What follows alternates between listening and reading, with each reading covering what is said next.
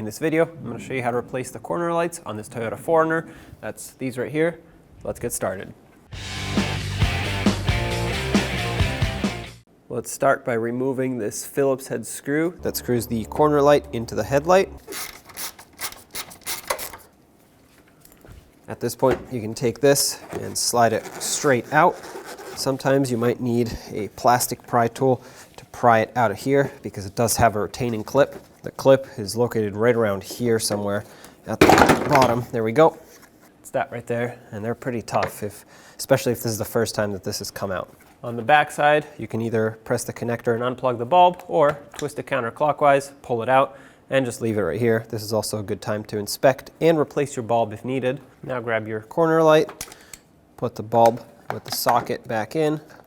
Once it lines up, turn it clockwise to lock it in. Line up this pin on the bottom with the headlight, but also make sure that this hook on the top lines up. Once everything is in position, give it a tap. That should lock it in. And put the mounting screw on top to secure it. And there you have it. When only the best will do, demand TRQ. The only company that lets you view before you do. TRQ is committed to offering the highest quality aftermarket auto parts that are engineered for peace of mind. Thanks for using and viewing with TRQ.